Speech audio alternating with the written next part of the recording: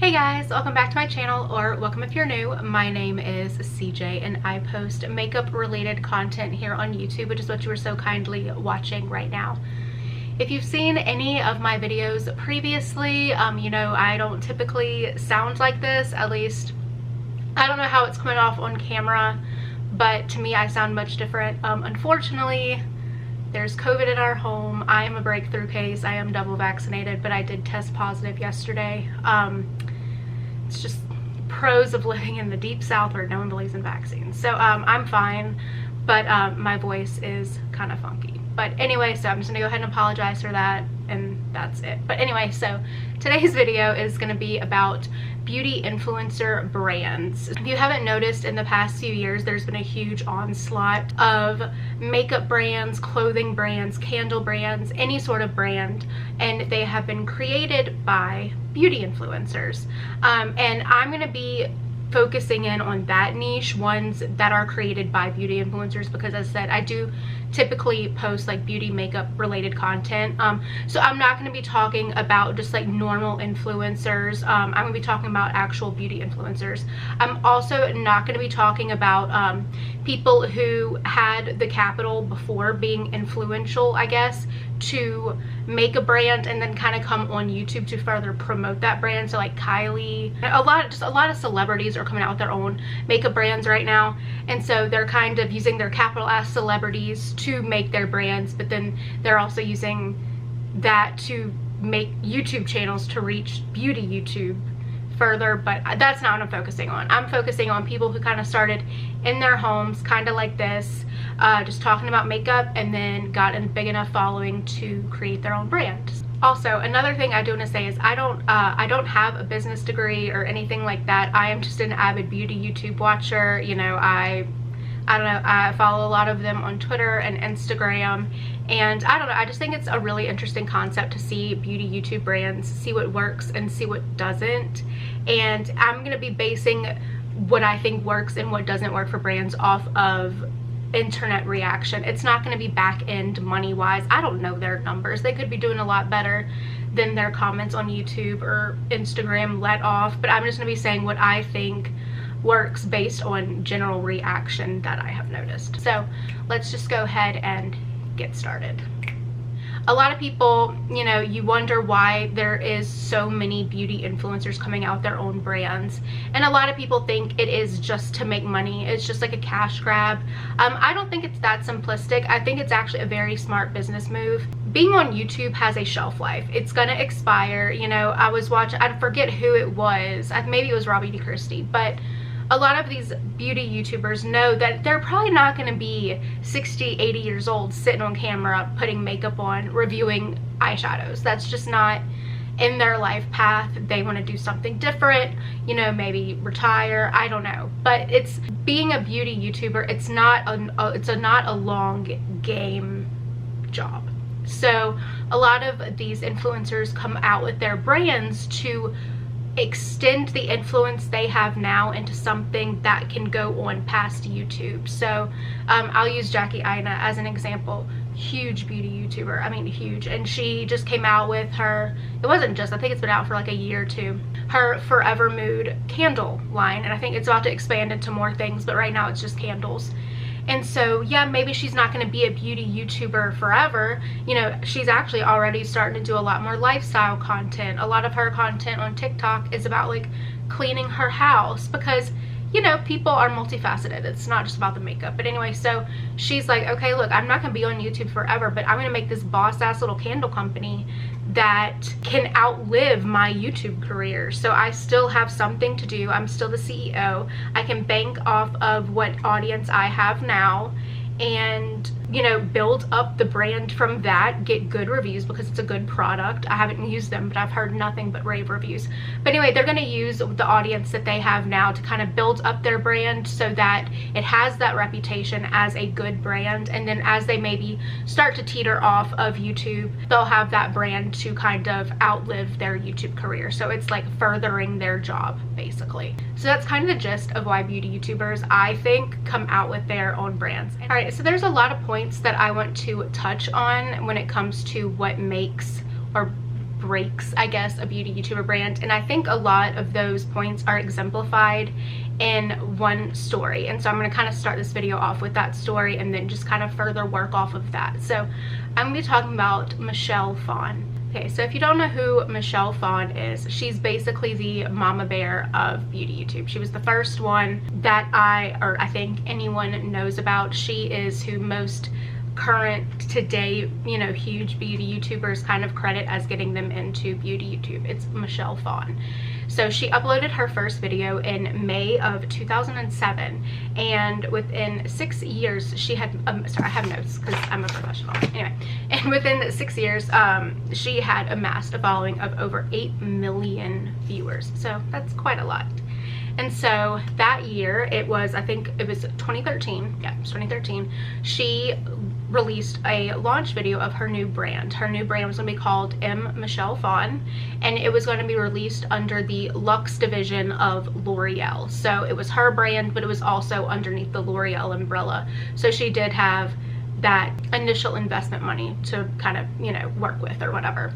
And so in her launch video, she released the first new product. And so I did watch this launch video. I don't know how I watched it because I've been planning this video for forever. I just haven't gotten around to filming it. I clicked the link to it today though to like rewatch it, and it's privated now. So I'm sure there's like a re-upload of it somewhere on the web, but I did watch it. It was just a couple months ago, but I remember it. Basically, she said that her first release was going to be a series of eyeshadow palettes, and they were called the Life palettes. It was 6 different palettes, and they were basically all geared towards certain parts of life. So I know there was a career one, a party one, beach one, kind of stuff like that. So each palette, and if I can find pictures of all of them, I'll put them here. But each of the palettes had a very similar setup. So each of the palettes was broken into 4 miniature little sections, and each section had a blush, 2 lip glosses, and 6 eyeshadows. So you got a lot of product, and it was a huge palette. And what I didn't know this, I figured this out today though. If you bought it off of the Michelle Phan Cosmetics website, you also got a little travel compact. I think it was included in the price, which I'll get to in a second, but I think it was included in the price. I don't know if that's right because it's really hard to find information about her initial launch, but like it was a compact palette that you could like pick like a blush or a couple of the eyeshadows or like a couple of the lip colors and pop them into this travel palette and bring it with you, and it had a mirror. So I thought that was actually like a really cool idea. That was her first release. I think there was like a couple other things. I couldn't really, I think I saw something on Amazon. It was a contour and highlight stick that was $24, but other than that, I just saw the eyeshadows. But anyway, the eyeshadow palettes retailed for $75. $75. That is a lot of money. When you break it down mathematically, it's really actually a steal of a product. I did the math. Okay, so it was the palette, and it came with the travel compact. Again, I don't know if that travel compact was included in it. I think it was though. But okay, so in the whole thing, there's 36 pans, okay? And so that's $2.08 a pan. So I mean, that's really inexpensive when you think about it that way. Makeup Geek eyeshadows are more expensive. I know Hourglass is coming out with like freaking $39 single eyeshadows. I know ColourPop, their single eyeshadows are like the $4 to $7 range. I don't know off the top of my head, but $2.08 for a eyeshadow or a blush, that's really not bad at all. But it comes at you as $75. And I took some screenshots of comments that I saw, and I'll put them up on the screen as I'm talking. No matter how inexpensive it is when you do break it down, it's still $75, and a lot of people can't afford that. And a lot of people had issue with her charging that because she had a very young audience, and her young audience could not afford a $75 eyeshadow palette. And not even that, you know, I think I didn't really watch a lot of her stuff because that was kind of before I was on YouTube, but she wasn't like a very luxe beauty YouTuber. You know, there's some beauty YouTubers, you know, they only review luxury products, but then you have your ones like Emily Noel who are basically only drugstore. So I think Michelle Phan was fell very close to the drugstore beauty YouTuber, and so her initial launch coming at $75 just really made a lot of people upset. And so despite her having this huge influence, this huge following, and not really having a lot of competition at that time, because she was the first beauty YouTuber, and other than like Real Techniques and Pixie, which those were started also by beauty YouTubers, but they didn't have the following that Michelle Phan did. And so despite her having every leg up in it, the brand flopped. It didn't. There was plans for like a brick and mortar store. That never happened. It never got past the startup phase on Amazon, I'm pretty sure. And actually, I was researching again for this video this morning. You can still buy a couple of the palettes on Amazon. You can get the beach one and the career one, and they are, I think it's $59 right now. Yeah, they're $59.99 right now if you want to pick one up. There's also, as I said, the contour and highlight stick for $24. So anyway, she was charging that and her brand kind of flopped, and the reviews came in and they weren't great. I actually watched Tati Westbrook had a review, and I watched it this morning, and her review wasn't bad at all, but a lot of people were saying that the eyeshadows were just chalky and stuff, everything. So anyway, the brand flopped. So 2 years later, Michelle Phan came back after this like social media hiatus detox thing, and she bought her brand back from L'Oreal. So if you don't know, Ipsy subscription service beauty bags, that's her brand as well, and that one took off immediately. I used to be an Ipsy subscriber. So she came back and she used her Ipsy brand to buy back the M. Michelle Phan name from L'Oreal, so now it's hers. And then she rebranded and she re-released it. And there's this really good Teen Vogue article where she just kind of pinned, I think, a letter to her fans or something, and I'll link that down below, but I did want to point out one quote from it. Okay, she said, "I wanted to make this brand for my viewers. They've been supporting me for over 10 years. This is really for them. That's why the price point is affordable. The eyeliner is $15. We made sure that everything is made according to the standard of art pens. Everything is just easy, effortless, affordable, and intuitive." So she basically took the backlash from her initial launch, you know, having, you know, this huge palette that was $75, and she kind of took that backlash and was like, okay, you know what, I'm going to release very, I don't want to say generic, very like to the basics, good, solid products. So she came out with a liquid eyeliner, and she came out with cream lipsticks, and I think the price of I just said it was like the eyeliner is $15, so that's a pretty affordable for an eyeliner. I know my Physician Formula one from the drugstore is like $13, so very good. And so she released those, and M Cosmetics to this day, 2021, is thriving. They're really good. They have these serum blushes that I know are raved about. They've got a lot of products that are just completely and totally raved about. And so you see how just making a few changes based on your consumer base and your influence and who you influence, making those few changes can make a brand come from a flop to a thriving brand. So that was the story that I kind of want to base this entire video off of, and just pull a lot of points out of that video. Okay, so the first most simplistic point is honestly what product these people are going to be selling. For Michelle Phan, it made sense to launch with an eyeshadow palette. She was a makeup YouTuber, but it was when you got into the details of that eyeshadow palette that she faltered. But it really comes down to the product and if it makes sense for that specific YouTuber. And what I mean by that is, okay, so if you're on beauty YouTube and you've amassed a following large enough to have the money to start your own brand, your viewers know you. You've been around for a decent amount of time and they know you as a person. So they're gonna know if you're selling them something that it has nothing to do with you. That would be like me trying to sell like sports equipment. It's stupid. Like that's not gonna work, you know what I mean? If you knew me, you would know there's no way in hell I know my shit about sports equipment, and it would falter. So that's why you see beauty influencers coming out with, if it's not a beauty brand, which obviously that makes sense for all beauty YouTubers because they're in beauty, but when you have the beauty YouTubers that decide to go an alternate route. So you have the Jackie Inez who come out with candles, because if you know her, you know she's super into fragrance. She has an insane amount of perfumes. She's always been into fragrance and her house smelling good. So it makes sense. That's why Samantha March, she just came out with a bunch of like stationery planners and stuff, and it makes sense for her because she's also a self-published author, and you know that if you watch her videos. Same thing for Desi Perkins and her sunglasses. You know she had an incredibly successful sunglass collaboration with Key years ago, and so it would make sense for her to start her own sunglass company. So I think that picking your product, if it's not going to be beauty, it makes a lot of sense. And if it is beauty, it also kind of needs to make sense with your brand. That would be like a beauty YouTuber who doesn't believe in primer or setting spray coming out with a setting spray or a primer. It just doesn't make sense. And your viewers know you, they've watched a lot of your videos, and so they're gonna know if you're trying to push something that you don't truly believe in.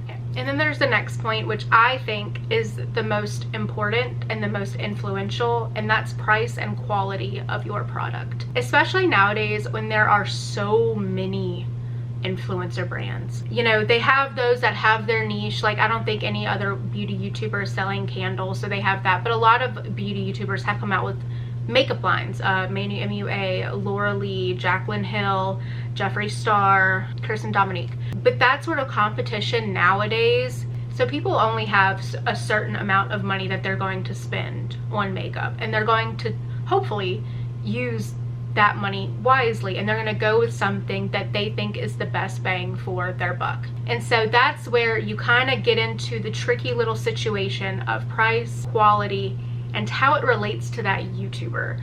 So there's going to be that initial price tag, okay? $75 for a beauty YouTuber to push, like the Michelle Phan one. That's a lot of money out the gate. That's just, I don't care what the product is for a lot of people. I don't care how beautiful it is. Most people don't have $75 to drop on an eyeshadow palette. Okay, so there's that part, just the price overall. And then you got to go into price and how it relates to the quality, then also how it relates to that YouTuber. Okay, I'm going to use Soph Does Life, okay? She's this super cute, I think she's like from the UK or something, super cute beauty YouTuber, and I think she's got a younger audience. She doesn't really curse on her channel. She's very like kind of family friendly. So she does a lot of collabs with Makeup Revolution, which is an affordable drugstore brand, because she knows that her fan base, younger people, can afford that. So that's how that relates to her, and that's why those collabs have done so well.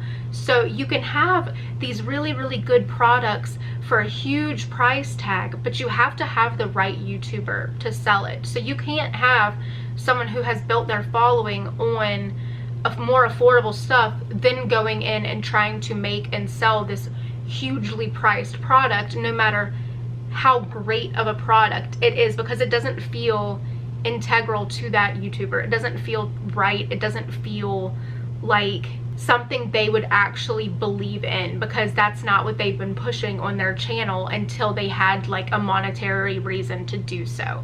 So that's why it's so smart of her to go towards Makeup Revolution, because again, they are affordable.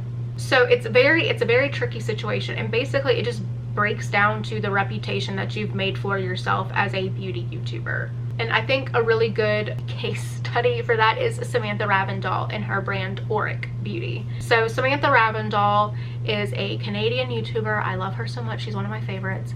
But she's never been the very affordable makeup YouTuber. She's not the one who does like really cheap drugstore hauls. Sometimes she does, but she's more of, you know, she's got the products that she really, really likes. She knows what they are, and she is willing to spend more money on them. But she's much more of a quality over quantity sort of person. So she has a lot of more expensive products that she uses, but she uses a lot less products. You know, does that make sense? And so she just recently came out with her own brand called Auric Beauty, and the prices are steep. She came out with 2 products, a all over radiant luminizer, which is $45, and then she came out with eyeshadow duos. It's like a shadow and then like a topper or something like that, like a cream eyeshadow with a topper in it, and those are $39. So those are expensive products, but if you watch her launch video, which you need to, I mean, if you can't just judge people out of the gate, because you really need to hear like their explanation of things. And I don't have the direct quote, but she said something like, usually luxury is synonymous with compromise. I thought that was such a good line. That's why I said it like that. It's a good line. And she's right. She's like, you know, usually, you know, you're paying a high price tag, but it's not an inclusive shade range, so you feel like a piece of shit when you know, say that you like it. It's not cruelty free, it's not vegan, it's not whatever. So she said she wanted to come out with a luxury brand that didn't skip on what was important to her. And so yes, they have a high price tag, but one, the paint, I know that liquid luminizer thing, it's huge. Like, you get so much product, and a lot of people in their reviews say you'll probably only ever have to buy it once. But then she was saying, like, she spent months just trying to design the pump for the luminizer. She said she gets the pump made in France and then shipped over to Italy, which is where the products are made, right? France, yeah, France, Italy. And so it's just like, it makes sense for her that because as I said, she's always been the one to use the Hourglass, well, not Hourglass, that's a bad example because she stopped using them because of their shade ranges, but you know, she's always been kind of the one to use more expensive, better quality products, but she uses them more often than someone who uses all of their drugstore stuff all of the time because they have so much of it, you know what I mean? So it makes sense for her, and so that's why her brand was received so well, even though these prices had such a steep price tag. It's because that's what you expect from Samantha Ravindal. And then another example would be Desi Perkins with her sunglasses, as I mentioned. So she had this hugely successful collaboration with Key, and so it made sense for her to come out with sunglasses. Now, her first launch, the glasses ranged from $65 to $85, which are expensive. It makes sense though, because sunglasses are something you don't buy typically a lot of. Like, I know I have a pair of Ray-Bans, $120. I got them like 5 or 6 years ago, and I will not buy another pair of damn sunglasses until I lose those, break those, whatever, because that's expensive.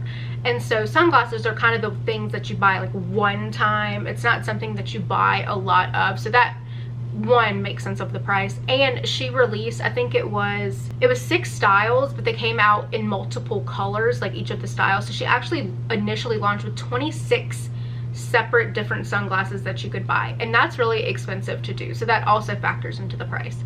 Then she said they have CR39 optical grade lenses. I have no idea what that means. I don't wear sunglasses, or I don't wear eyeglasses. They're 100% UVA, UVB protected, and they did go with a Disney accredited manufacturer because Disney has the highest standard of practice in the game. So very, very high quality stuff. And Desi Perkins, you know her, she's a little glam bot. I mean, I don't want to say glam bot, but I mean, she's supermodel looking. She's luxe, okay? That's Desi Perkins. And so you see, yes, the price is steep, but the quality is there, but it also matches her. So there's that. And then I did also want to touch on Florence by Mills. Millie Bobby Brown, you know her, if you've seen Stranger Things, she's 11. She came out with her own makeup brand, and I know I said I was only going to talk about beauty influencers, but her brand, I think, was done so impeccably well. I really, really do. So she is a young girl. She's 16, I think, right now, and she's got a very young audience and a very young fan base. And so she came out with her own makeup line, and it actually, even by the adults that I saw reviewing it on YouTube, they were like, this product isn't for me, but it's good for who it's for. And so her line, Florence by Mills, it's very girly, it's very young, everything is lavender, there's like flowers and birds, like it's just very cute, young based, but it also feels like decent quality. It's not Claire's makeup. And you can see that by looking at it. You can tell that there's thought into it, but it's inexpensive for the most part, and the packaging's super cute, and the quality is good, and the products themselves are geared towards a younger fan base. It's not, you know, all this crazy makeup. It's good, wholesome middle school kid makeup. So I just wanted to say that her brand, I think, was done very, very well. So really, you've just got to look at the branding of the influencer, and not just the branding that the influencer pushes out but the branding that the influencer just like inherently gets. Like, it's kind of like people will pick up some certain things about you that like you yourself, your energy that you're putting out, and you never know that because you're not actively doing it, but it's just something that you give off. And so you've also got to be very cognizant of what you're putting off. So you got to read like your comment sections and just see what people are kind of saying about you, honestly, because I think that's just as important as what persona you're actually giving off yourself. Does that make sense? And then kind of on the lesser tier, which I don't want to say anything, I don't want to get too negative on anybody, but I do want to point out, okay, so Samantha March's stationery, as I mentioned, awesome idea. I think it fits her very, very well. I love her. I used to watch her all the time. I'm also a published author, and so I know if it were me, stationery is something that I would for sure come out with, like notebooks, pens. I would love to come out with something like that. So I loved her idea. I completely saw where she was coming from. But then it just recently launched. It's called Start Inspired, and it was like, it's a bunch of like stationery, notepads, stuff like that, and it's expensive. And so her 90-day healthy habits planner is $50, and then she had 2 like daily notepads that you can fill out daily, and they were $25. And Samantha is not a huge YouTuber. Like, she's obvious. I mean, she's got like hundreds of thousands of subscribers, I'm pretty sure. But she's not in the millions like Jackie Aina or Michelle Phan or Jaclyn Hill or anything like that. She's still big. I'm not saying anything wrong. But she's still kind of like one of the relatable YouTubers. And that's honestly why I fell in love with her so much. I remember I was driving to Colorado from Louisiana. It's like a 2-day trip, and I had downloaded a bunch of YouTube videos like on my YouTube Premium to watch as I drove, so I wouldn't be using like internet. And I watched, I've got to tell you, probably like 15 or 20 of her little purchaser pass videos. I don't know if that's what she calls them, but I watched so many of those videos, and I loved her because she's just so relatable when it comes to price and stuff. She was like, you know, if it was super expensive, she's like, I just can't, you know. She was just very normal person about it, because again, even especially nowadays with, you know, the pandemic and everything, a lot of people don't have money to be spending on makeup, especially expensive makeup, especially a lot of expensive makeup, or even just a lot of cheap makeup. And so she was very relatable in that sense of, you know, she was like, her decisions always made sense to me. But then she comes out with a $50 planner that lasts you 90 days, you know. And so that's kind of what I'm saying. It's like, even if the price and the quality match, these could be great planners. I know a lot of people use planners that are that expensive. I know they have some that are even more expensive than that on Amazon, and I'm not saying anything bad about the price or the product. I think the products were super, super cute. I looked at them this morning. But it's when it goes back to that influencer, and if it matches what they've been putting out online, that I think it truly, truly, truly matters. Okay, so this is the point where it might get a little ranty from me, but we're just gonna deal with it, okay? And that's gonna be, is it a cash grab or not? And I didn't know if that was like the best way to phrase it, and I still don't think it's great or not, but I kind of want to put it like this, and it's gonna be like, is it something that the YouTuber truly stands behind? Or is it something that they're trying to push to their audience so that they think they truly stand behind it? And I'm gonna use a brand that I just raved up, or an influencer that I just raved up, and that's Desi Perkins. So Desi Perkins recently came out with Desi Skin, okay? And she's got 2 products. She's got a vitamin C serum called like Claro KC. Okay, it's a vitamin C serum.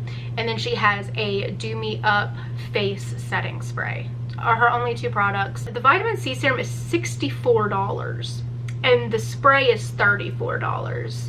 That is intense, okay? And I don't know the quality behind the products. I know I would never spend that much money on a vitamin C serum or a facial spray that costs that much. Maybe if it was like a serum that just had everything in it, maybe. If I'd never had to use like, maybe it had like vitamin C, niacinamide, all that kind of stuff, maybe. Probably not. But there comes to a point where even if the price and the quality match, and I'm just guessing because I've never used these products, it comes to a point where it's almost as if like Okay, so it's kind of like they're trying to use their persona that they had in the past. So that's super relatable, funny, honestly just relatable. They're trying to use that persona to sell a product even though they're not that person anymore. So it's basically kind of like when they're trying to sell a relatable product but they're not relatable anymore. That's actually a very good way of putting it. I should have said that first. Okay, so that's what this is. And so I think Desi Skin is what that comes off to me as, and there's a huge reason behind that, and that is, okay, Desi Perkins is loaded with money now. She is a huge person. I mean, she looks like an everyday Jennifer Lopez, but like in the best way, you know what I mean? Like, she is unfairly beautiful, has an unfairly gorgeous home in LA, you know, a beautiful little new baby. Like, she's got such a good solid life, and you know, kudos to her. She deserves it. She, you know, she did her hard work. She did everything she needed to do, and I'm not taking anything away from that, but she also has access to the best skincare and the best facialists that money can honestly really buy. I know I don't watch her anymore because honestly the relatability, I don't know if that's a word, but she's just so over the top now. I can't relate to her, and I don't watch her anymore because something about how she has handled her rise, it just kind of rubs me the wrong way a little bit. But that's just me thing. I'm not saying anything bad. It's just a me thing. I'm probably just jealous, which I am, let's be honest. So anyway, she has the best skincare access that anyone can have. I know when I did used to follow her, a lot of her Instagram stories, stuff like that, would be about her getting facials from, it's like something Yoli, skincare by Yoli, glow by Yoli, something like that. I'll look up the name and I'll put it up here so I know I get it right. But she would have facialists come over to her homes all the time, and now she's trying to sell us this $64 vitamin C serum that's supposed to make us look like her, because she's the skin that's in all of the video, or all of like the promo pictures, the promo videos or whatever. No one's skin is gonna look like this from a vitamin C serum. No. And it's completely evident in some of these videos and pictures that there's filters used. She is a very heavy proponent of the golden hour shot, where you go into the sun when it's setting and you just get like this very filtered-esque look. And that's great for an Instagram picture. It's not great for when you're trying to sell something. When you're trying to sell me a $64 vitamin C serum, I want to see up close of some scars. I want to see some close-ups of some stuff. I want to see what it's actually going to do to normal skin that doesn't get skincare by Yoli coming over every week. You know what I mean? And so that's where I think she thinks she's doing this thing, because she's like, get skin like mine, you know, this has saved my skin. And it's like, no, I think what saved your skin is all the skin care that you can't afford. I don't think it's the $64 vitamin C serum. Maybe it helps your skin, but please stop promoting it like it's what has saved your skin. You know what I mean? And then another person that I want to use, again, this one pains me a little bit more because I liked her a lot, or I still like them both. I'm not saying anything bad, but is Katie Lusterlux. I have such a soft spot in my heart for her and her husband John. Oh my god, I remember crying laughing from their vlogs. I love them so much, and a part of the reason I loved them so much is they're so relatable and sarcastic and funny. And you know, she used to work at Target. Like, she's just like, she kind of made her name in the industry as like an every woman, you know what I mean? She's funny, she's cute, you know, I don't know, she's an every woman, right? So that's why a lot of us loved her. It's why I loved her. Well, she came out with this new clothing brand called 30 Years, and it's an athleisure brand, which is very on brand for her. She's always in sweats, a crop top, like a comfy crop top. That's very her, is the athleisure thing. So now she's selling these things, these sweatshirts, for $110. She's literally selling $110 sweatshirts. Her sweatpants are $98. And so you're like, okay, yeah, the product works. The quality is I would hope to God it's great. But then it's also like it matches her, but now she's gotten to a point where it matches her and how she is now, but it doesn't match who she was, and I think how she grew her audience. Because I know, and this, I mean, this could be a total me thing, but I like to watch people that I relate to, and I think this is a very common thing. And there gets to a point where they have so much money that they're not relatable anymore. And even, okay, if they did have all this money, but they were still like, oh, I'm saving money, like I'm trying to do this, you know, I'm still going and getting my clothes from Target and all that, then they're still kind of relatable. But then it gets to the point where you're trying to sell $110 hoodies and it's like, nope, that ship has long sailed, my friend. And it's kind of like insulting almost as a viewer. I know at least it is for me, because you're just like, really? Really? You think I'm gonna buy your $110 sweatshirt? You know what I mean? That's kind of what I'm trying to put out. And I think that probably sounds like really, really bitchy, but the point I'm kind of trying to make with it is like, make it make sense to who you are as a person and as an influencer, but also make it make sense to the viewers and who got you into the point where you could start your overly priced brand. You know what I mean?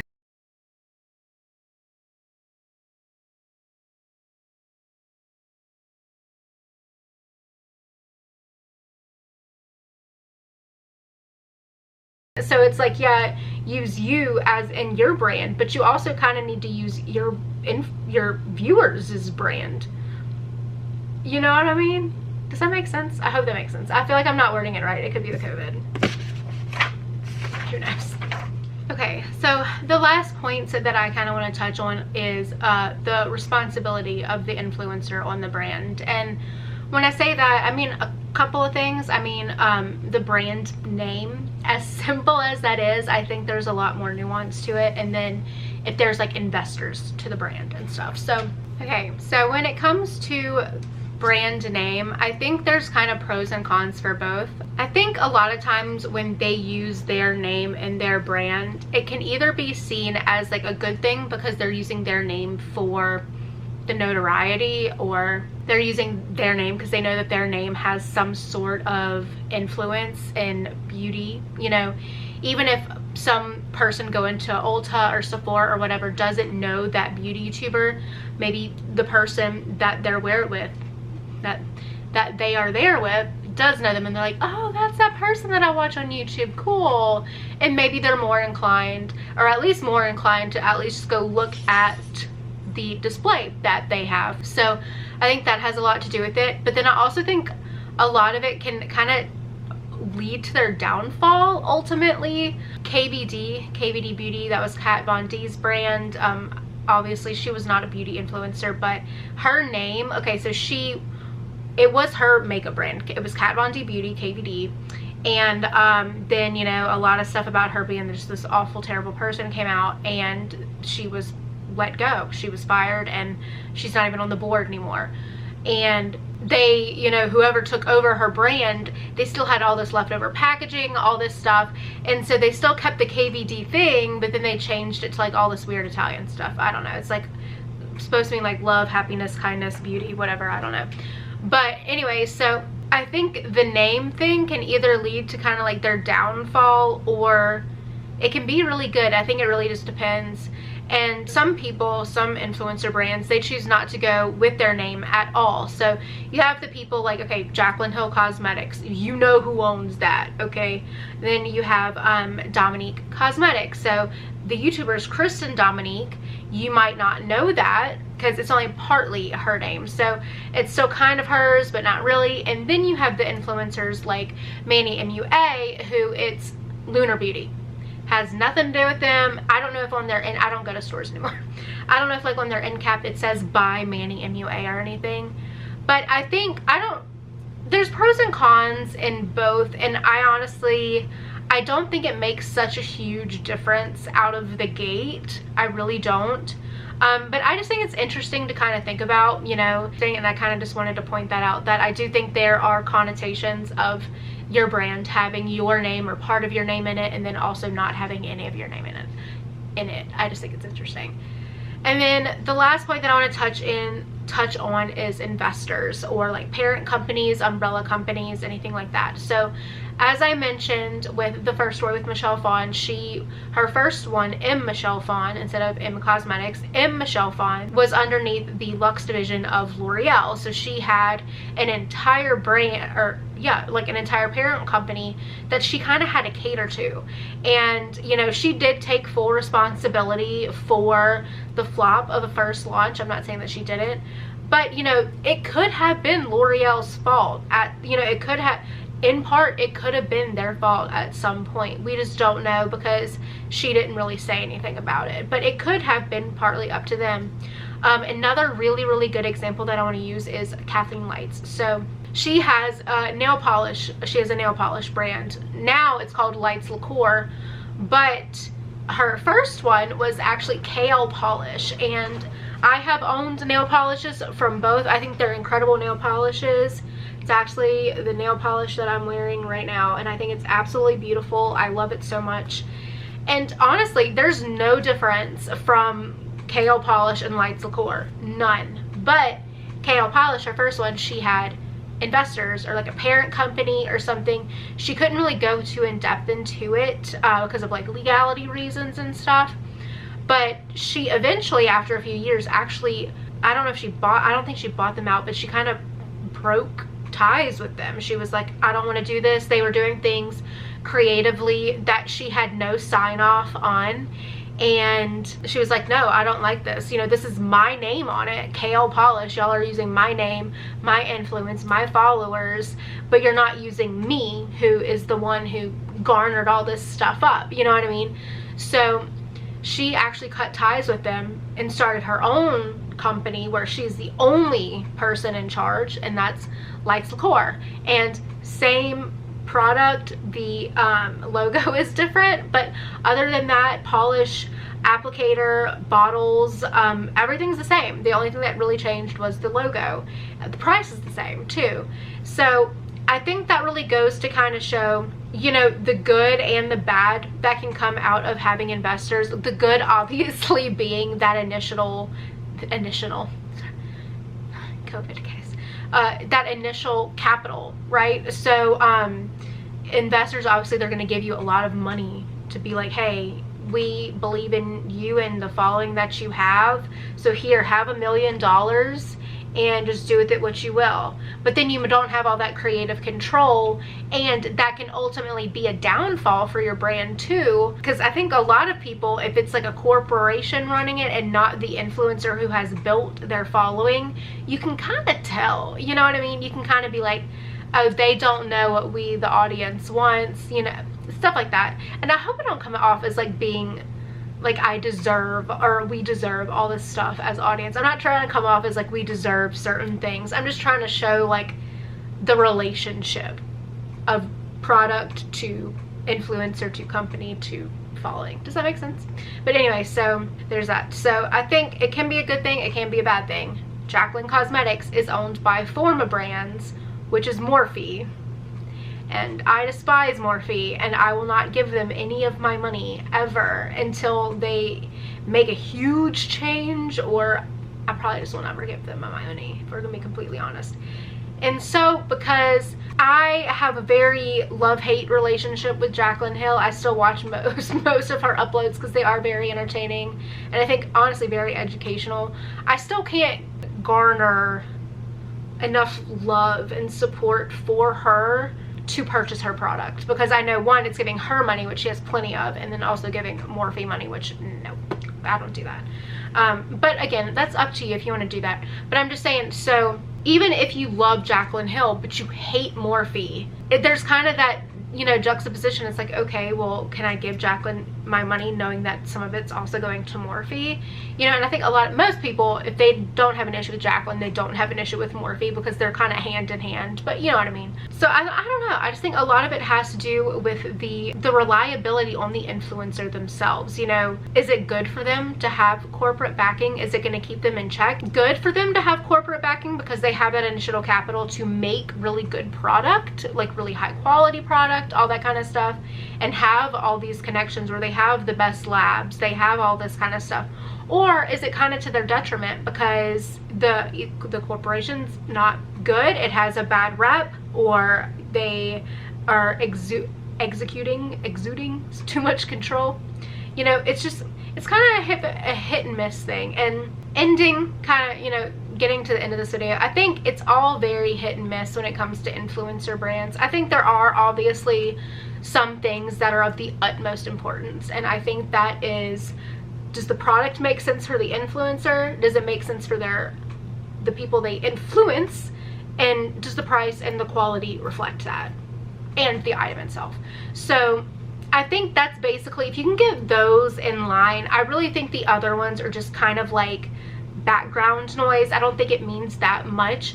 But for a lot of beauty influencers, just meeting those three, it's kind of hard. And I think that's why you see a lot of beauty influencer brands not doing that great, or flopping, or them having to rebrand or do something different. It's because they can't get that initial solid trio, you know, together. And so I don't know why I felt like making this video. I thought it was just like a very interesting thing to kind of talk about, you know. I don't know, I just thought it was cool to talk about, and I hope I did a decent job of it. This is the second time I filmed this. I tried to film it 2 days ago and I was like super COVID, and the video was just not. I tried editing it yesterday and I was like, oh my god, this is terrible. So hopefully this is better. It's still, I know it's not going to be great, and I'm so sorry. I'll try to fix it in editing and hopefully it works out. But yeah, so thank you so much for watching. I hope this was at least a little bit interesting to you. What do you think about beauty influencer brands? Which are your favorite? Which do you not like? Which would you never support? Which are you always going to support? I just think it's really interesting to talk about. Obviously I gave a shit ton of my opinions in here, and so I think you get what I'm gonna support, what I'm not gonna support. But hopefully I didn't do it in a way that was like too imposing or anything like that. I really wanted to make it more of a like generalized kind of fact-based thing, but I did want to kind of throw my opinion in there because opinion's always fun, you know what I mean? It's fun, it's a fun time. So yeah, thank you so much for watching. I really hope you enjoyed it. I hope my voice didn't put you off too much. So please stay safe out there, please get vaccinated. I know even though I did, I still caught it. I don't care. I could have died maybe if I did not get vaccinated, so I'd much rather be here with a weird voice than dead, so that's cool. Yeah, that's so weird. Anyway, I'll see you in my next video. Bye. Please like and subscribe. Ew, I just spit. Please like and subscribe. Bye.